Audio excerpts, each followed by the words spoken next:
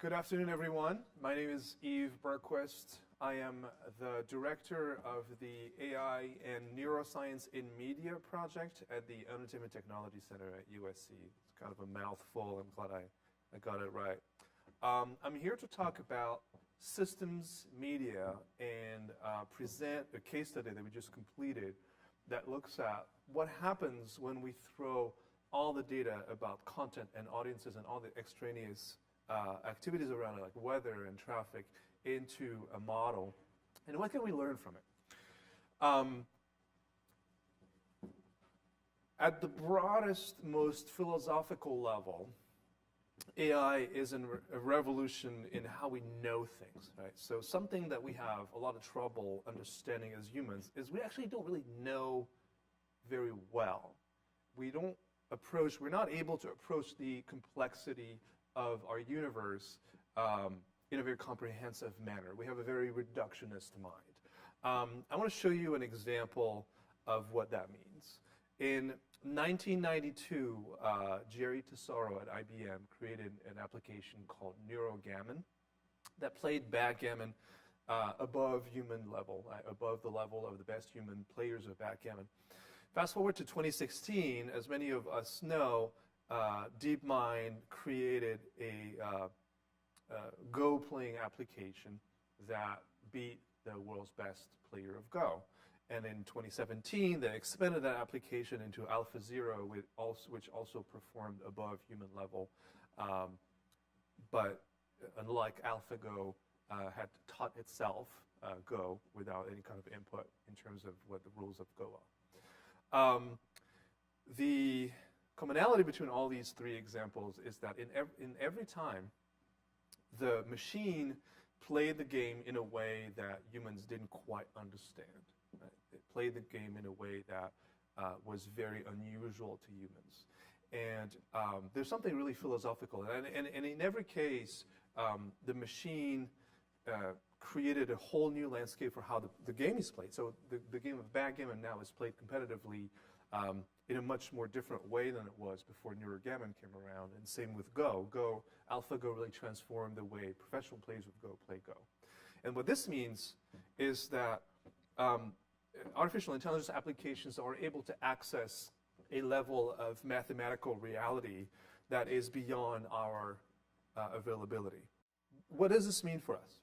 What does this mean for the media industry? We live in a system. We live in a system of system. Your body is a system of system. Your heart is a system that is a system within a larger system that is your body. Your brain is a system that is in a larger system that is your body. Systems are extremely complex. And the human mind essentially does not have the ability to represent systems in their entire complexity. So we have to sort of have a very reductionist view of systems, and we compress that complexity into sort of more simple models that are more palatable to the human brain. In the media industry, like everything else, is a system. You have audiences are systems. You know, we are individually a system, and then if we're in an audience, we're a system of system. Content is a system. You have characters and emotions and relationships and props and colors and actions and all sorts of stuff. That's a system. And all of that is in a wider system, which is, you know, the system of our lives and how media and entertainment fits into our lives, into our daily lives, into the time that we have to entertain ourselves, into the weather, into our families and things that are our work, et cetera, et cetera. So the industry, like medicine, like almost every single industry or science, has for a very long time been stuck in a very reductionist view of itself, right? So on the left here, you see, you know, instead of looking at media as a system of interlocking and interrelated parts, we've looked at sort of media in a very mechanistic way. You have, you know, content is a specific area. You have audiences and audience insights is a specific area. You have performance and risk modeling that are in a different area. It's all part of the same system. Right? It's everything has a relationship with one another, and you're missing a lot of that when you're looking at it in a very segmented, fragmented way. So what we're doing with systems media is we're throwing all this data together. Instead of looking at it separately from one another, we're throwing content data together with audience data, together with performance data, and audience conversations, and everything, and weather, and everything together. And we're looking at how does that, what are the relationships between them? What are the statistical relationships? Right? What happens to TV ratings or Spotify when the temperature falls below 50 degrees in Nashville? And the way we do that, we use artificial intelligence. One of the key components of that method is what's called knowledge representation. And knowledge representation is how we take data and we sort of represent that data together in a way that can be analyzed by an AI machine learning algorithms to create really, really deep insights. And what we've used for this study is a hypergraph. And a hypergraph is a data structure that mimics how the brain, mimics how reality is represented, so it's sort of graphs of graphs of graphs, and how the brain represents data, which is graphs of graphs of graphs. So we use a data structure that is the closest possible to how the universe is actually organized, and we apply some artificial intelligence and machine learning algorithms on top of it. So what happens when we do that? Well,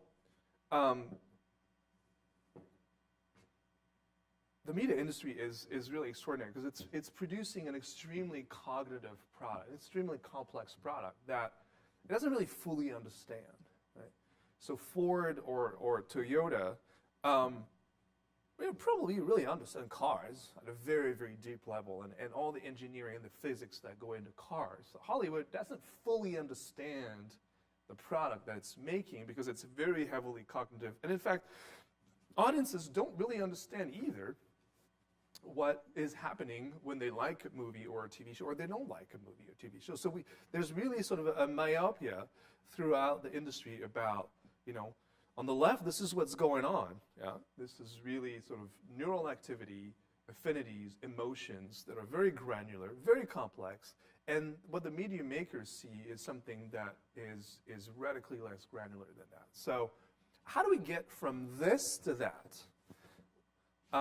Well, we at ETC have been working for several months on a case study looking at 21 TV shows and throwing data about the ratings of these 21 TV shows across genres, across types, across channels, together with all the scripts about these TV shows, together with a lot of audience conversations data about these TV shows, and a lot of extraneous data about, if a TV show is popular in certain areas, what is the demographic makeup of that area, what is the political affiliation. We're trying to throw as much data as we can into that hypergraph to really try to understand the system of people and content and life together in one central container and understand the semantic relationships between all these data points. And this is part of our startup spinoff called Cordo, which is building that as a product.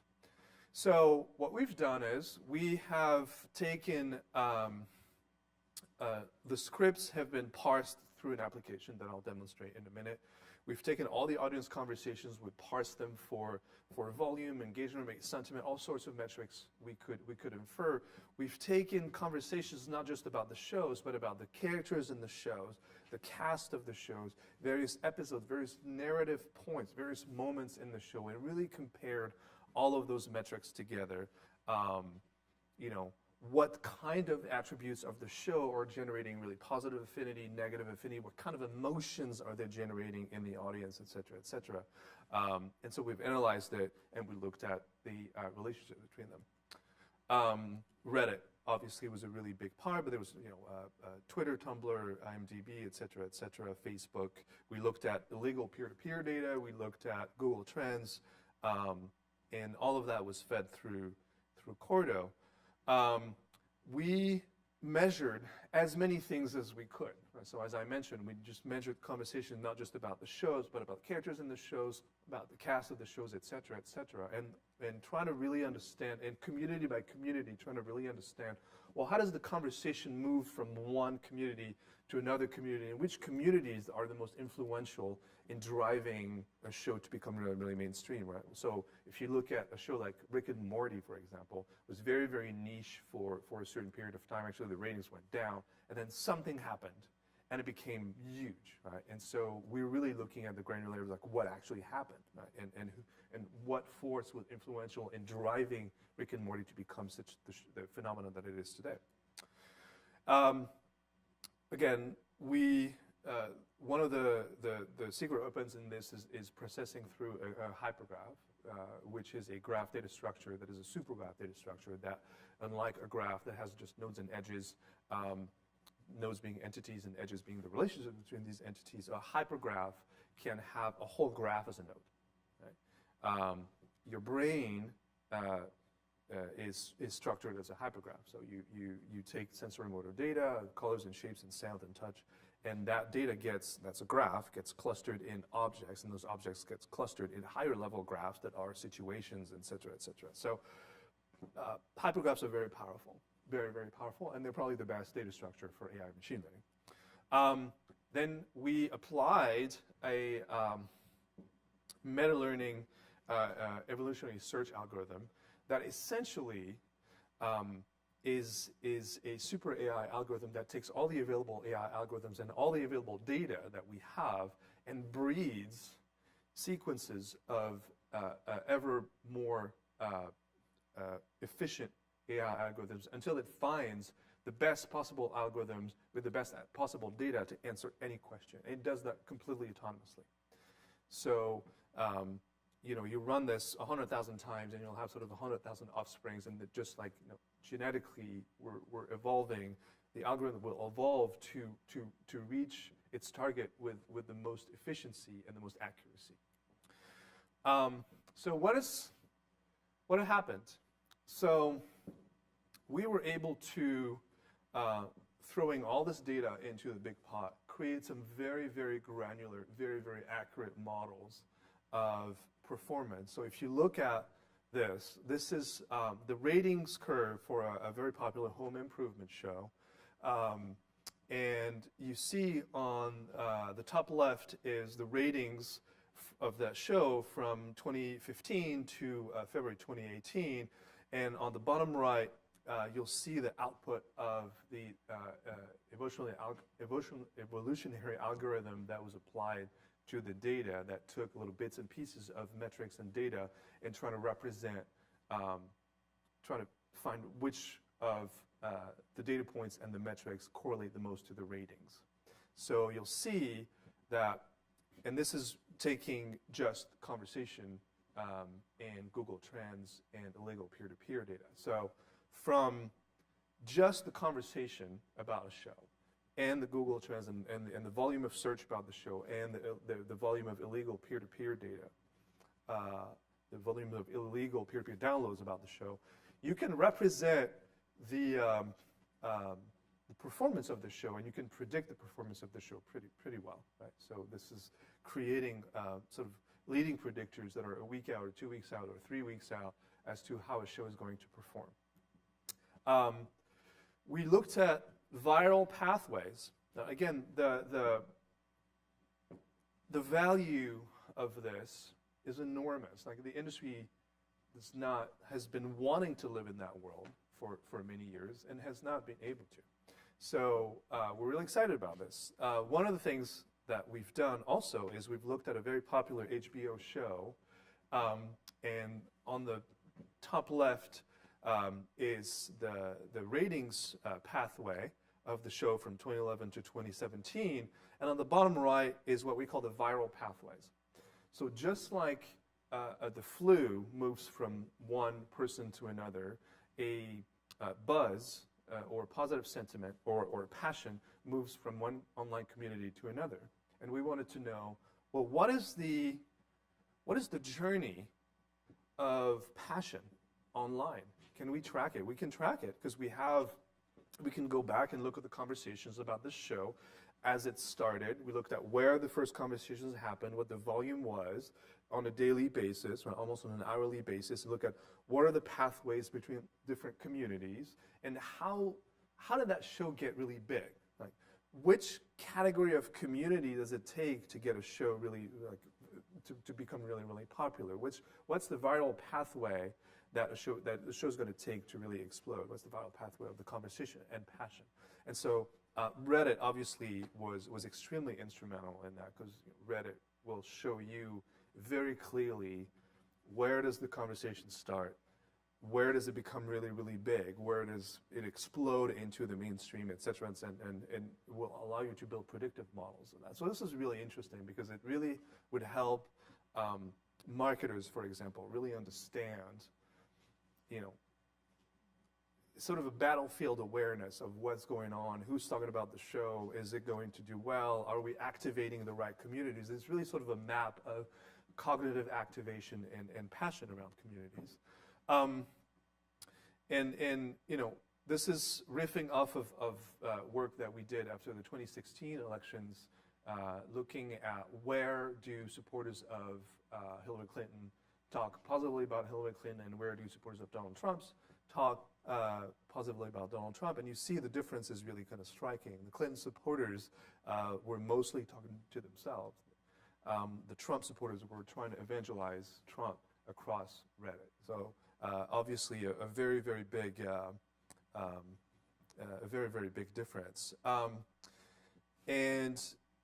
We essentially plotted the same methods, looking at what are the influence mechanics between various communities, online communities. So if you look at this, the higher the score from 0 to 1, the more influential one community is on another. So if you look at this, this right here will show you that the community of fans around Psych is a lot of influence on the community of fans of American Horror Story. Right? And so you can really kind of build a heat map of what communities can be activated to become fans of another TV show or another property.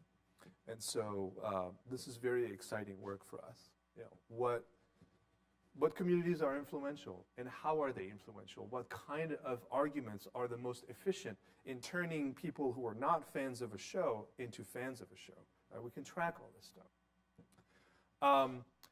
The holy grail really for us was to try to correlate intrinsic elements of the show itself, of characters, of character development, of emotional journeys, of narrative structures to performance. And so we used that, the tool that we've developed to parse the scripts to extract emotional journeys across 60 different dimensions of emotional tonality. And so we can really parse it very, very finely, scene by scene, for every single character. So this is how Disciplined was represented by the Coen brothers in Burn After Reading. And we can do that for 60 different dimensions of emotional tonality. It is scary, scary good. This is, I think, the parsing for The Dark Knight, where you see that Batman, right here, this is the character of Batman, is over-indexed on neuroticism, right?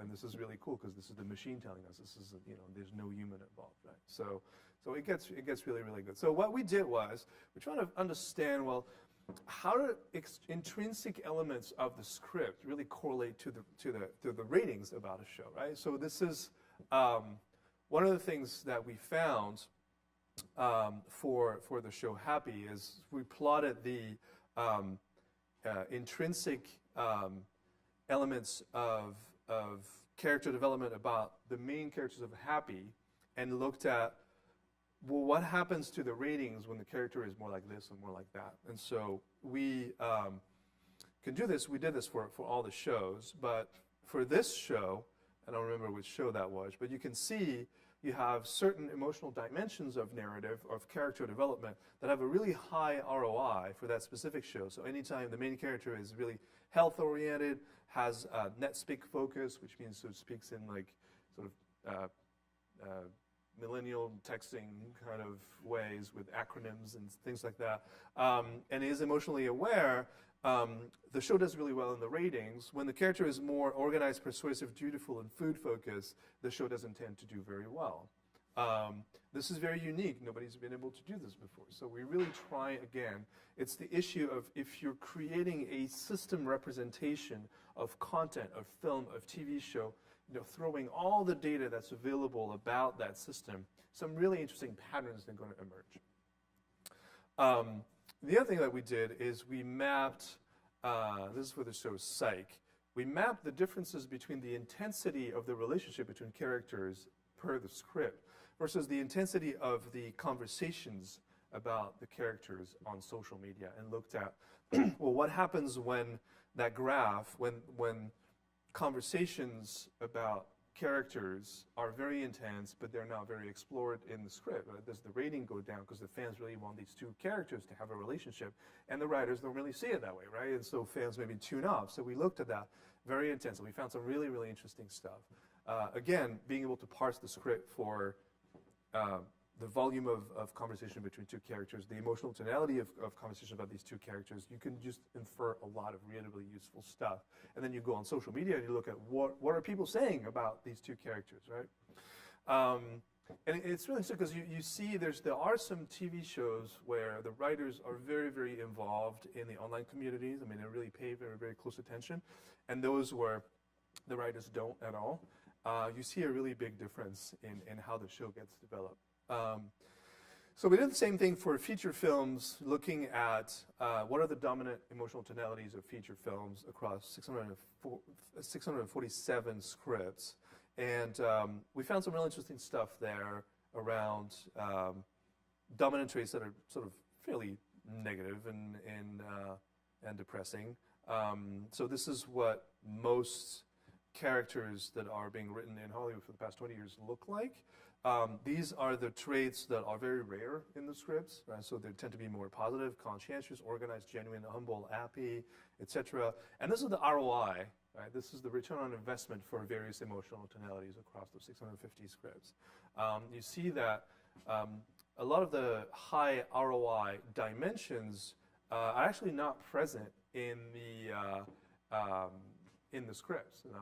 They're very rare, and a lot of low ROI dimensions are actually very, very present in the script. So that can tell you that maybe there are opportunities in the creative community to create characters that are maybe more positive or that have some other intrinsic aspects than the neuroticism and anxiety that has been very popular in Hollywood for the past 20 years. So this gives you a lot of opportunities to really understand what kind of characters audiences really vibe with. And then we sort of did some similar work looking at correlating narrative structures with box office returns. And so, and I'll end on this. What does this mean for how we work? What are these, what is this system level, very in-depth view of the world mean for us humans that are tasked with making sense of the world? How are organizations going to evolve in the age of AI? How is work going to evolve in the age of AI? And so if you think about AI being a revolution in how we know things, and that the augmentation of AI allowing us to know better, to know more things, to be able to process, the system, be able to analyze the system and process it and boil it down to sort of very concrete action items, which we're not able to do intrinsically because our brains isn't set up that way. But if suddenly we have a machine that's able to process 1 million variables to understand a system across the complexity of the system, what does that mean for us? Well, a revolution in knowledge means that there are some elements of knowledge that we're going to step away from. And there's some elements of knowledge that are very, very much going to stay human knowledge. So there's sort of roughly two categories of knowledge. There's the declarative knowledge, which is sort of the knowledge of facts. Paris is the capital of France. That's declarative knowledge. And there's procedural knowledge, which is how to ride a bike, right? That's procedural knowledge. So, and I've added institutional knowledge, which is the knowledge that institutions produce, which is culture. Suddenly, our ability to formulate declarative knowledge becomes a bit obsolete because machines can do that better than us, right? So the work of humans then get pushed into procedural knowledge and take the declarative knowledge driven by machines and turn it into procedures. How do we take this new and more comprehensive view of the world and create better procedures, better systems, better mechanics in organizations, in markets, in society? And then how do these procedures can generate a better culture for us, right? So the humans getting out of declarative knowledge and really focusing on procedural knowledge and cultural knowledge. So it's, what does this machine-driven knowledge mean for how we do things, how we work? For, you know, in Hollywood, it would be for the way movies are produced or the way movies are distributed. And then the second piece of that question is, what kind of organizational resources do we need to create to incorporate these procedures? So it's very profound. And so I wanted to leave you with this because just like Google has really sort of rendered the rote memorization sort of fairly obsolete because every single fact now is accessible through Google, it's pushed the human mind into sort of higher level, more abstract functions. I think AI is really going to get humans out of the declarative knowledge business and into more of the procedural and institutional knowledge business. Thank you.